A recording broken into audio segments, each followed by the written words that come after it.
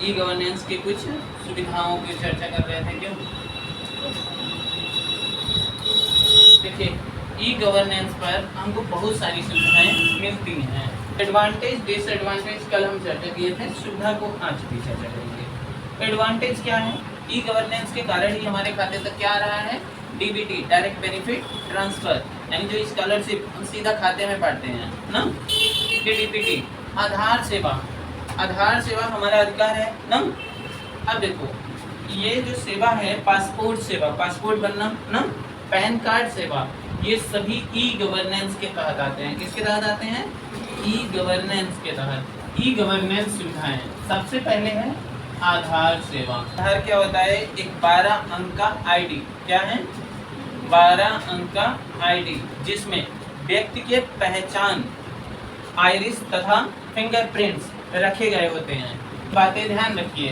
पहली बात, आधार जो है वो जन्म तिथि का प्रमाण नहीं है, यानी आपके डेट ऑफ बर्थ का प्रमाण आधार कार्ड नहीं है। दूसरी बात, आधार आपके नागरिकता का प्रमाण भी नहीं है। यह क्या है? 12 अंकों की आपकी आईडी है, ना कि नेशनल आईडी है। समझ में आया? और लोग कहते हैं आधार नेशनल आईडी है, आधार भारत के नागरिकता का पहचान है। ऐसी बातें गलत हैं, ठीक? यानी कि आप भारत के नागरिक हैं तो आधार होना जरूरी है? नहीं। तो फिर आधार क्या है? आधार केवल व्यक्ति का पहचान प्रमाण है। क्या है? व्यक्ति का पहचान प्रमाण। इसमें 12 डिजिट के नंबर होते हैं। कितने डिजिट? 12 डिजिट। आप लोगों को तो पता ही है, आधार सब लोग यूज करते हैं। इसे भारत की एक संस्था UIDAI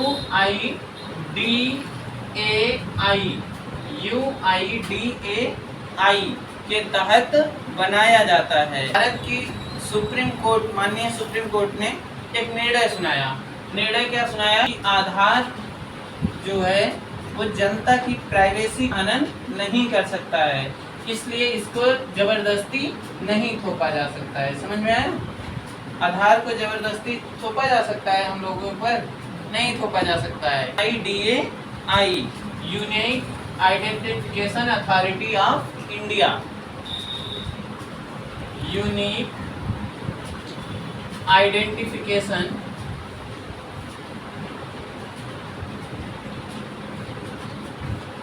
authority of India. Aadhaar UIDAI के द्वारा बनाया जाता है। किसके द्वारा बनाया जाता है? UIDAI, unique identification authority of India.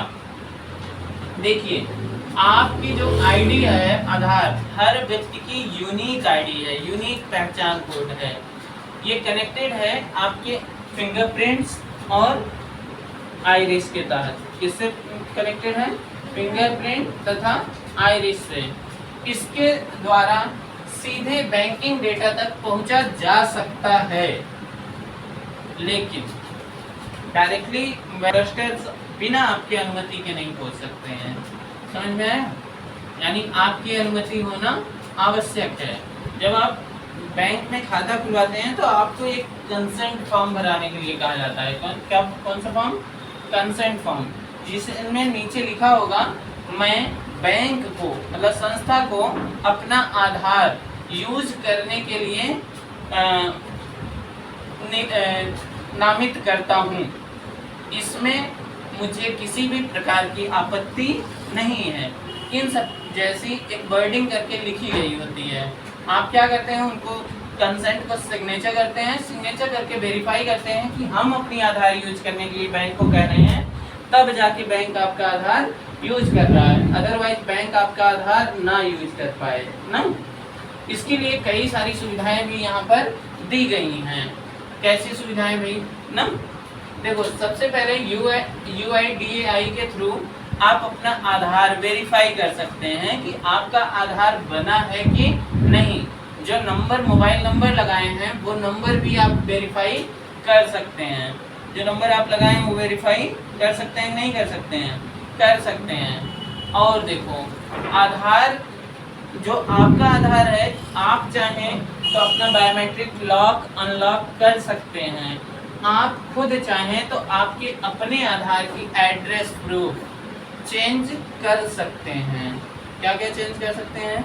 Address change कर सकते हैं आप खुद से चाहें तो। एक बार अपना डेट ऑफ बर्थ चेंज कर सकते हैं आप खुद से ना। कितनी बार डेट ऑफ बर्थ चेंज कर सकते हैं? एक बार, लेकिन वैलिड डॉक्यूमेंट होना चाहिए। क्या होना चाहिए? Valid document. आप खुद से कर सकते हैं। आप चाहें तो खुद से, अगर एड्रेस में दिक्कत है तो जितनी बार मन उतनी बार चेंज कर लीजिए। नाम में सरनेम वगैरह ये सब चेंज कर सकते हैं, ना कि पूरा नाम। पूरा नाम चेंज कर सकते हैं? नहीं। आधार का इनरोलमेंट पूर्णतः निःशुल्क है। पूर्णतः क्या है? निःशुल्क। यानी आधार बनाने के लिए आपको पैसे देने की आवश्यकता नहीं है जब आप नया आधार बना रहे हो। क्या बना रहे हो? नया आधार। लेकिन यदि आप अपडेशन कराते हैं तो आपके शुल्क लगते हैं 75 रुपये और 150 रुपये। कितने रुपए? 75 रुपये और 150। यदि आप बायोमेट्रिक अपडेट करते हैं, ये सब अपडेट करते हैं तो 150 रुपये। यदि केवल आप उसमें नाम वगैरह संशोधित करते हैं तो 75 रुपये। देखिए आप कर सकते हैं, जो प्रीवियस में 50 रुपये था, कितना था? 50 और 100 रुपये। कहाँ जाएंगे फिर आधार चेंज करने के लिए? कैसे चेंज हो सकता है? पहला, आपके सेल्फ आईडी के द्वारा। किसके द्वारा? सेल्फ, खुद हम कर सकते हैं। दूसरा कौन कर सकता है? आधार सेवा केंद्र के थ्रू। किसके थ्रू? आधार सेवा केंद्र। सरकार ने आपकी सुविधा के लिए 2 चीज़ें खुला के रखी हैं। पहला आधार सेवा केंद्र और दूसरा क्या है? आपके खुद के द्वारा स्वयं आप चेंज कर सकते हैं। लेकिन नया इनरोल करना है तो आधार सेवा केंद्र। कुछ ज़्यादा सीखने की आवश्यकता नहीं है। आधार क्या है ये तो हम बता ही दिए हैं ना। ये एक आईडी है जिसमें 12 डिजिट होता है। यह व्यक्ति का यूनिक पहचान है। व्यक्ति का क्या है? यूनिक पहचान है। दूसरी बात, आधार जो है नागरिकता का प्रमाण नहीं है। तीसरी बात, आधार किसी भी व्यक्ति के जन्म तिथि का प्रमाण नहीं है। आधार एक फोटो पहचान पत्र है। कैसा पहचान पत्र है? फोटो। इसमें फोटो लगा हुआ है ना, तो आधार फोटो पहचान पत्र है। मतलब जहाँ फोटो पहचान के रूप में प्रयोग करना है वहाँ कर सकते हो। कोई दिक्कत है? अब देखो, आधार बनना शुरू हुआ 2013 से। मोदी जी कब आए? 2014 में। कब आए मोदी जी? आधार बन लाए थे देश में। देश में आधार कौन लाया था? मोदी जी। हाँ, मोदी ना होते आधार ना होता इस देश में। क्यों? हाँ, ये बात पूर्णतः गलत है। आधार आया था यूपीए 2.0 के सरकार में। कब आया था? यूपीए 2.0 यानी मनमोहन सिंह जी के कार्यकाल में। वो अलग बात है। आधार को प्रयोग बेस्ड तरीके से किसने किया? मोदी जी ने। किसने किया? हाँ, तो गया था 2013 में ही। कब आया था आधार? 2013 में। ध्यान रखिएगा, ठीक है। आधार मस्ट नहीं है, लेकिन जबरदस्ती कंपनियां आज भी आपसे क्या मांग कर रही हैं? डायरेक्टली जबरदस्ती नहीं कर रही हैं।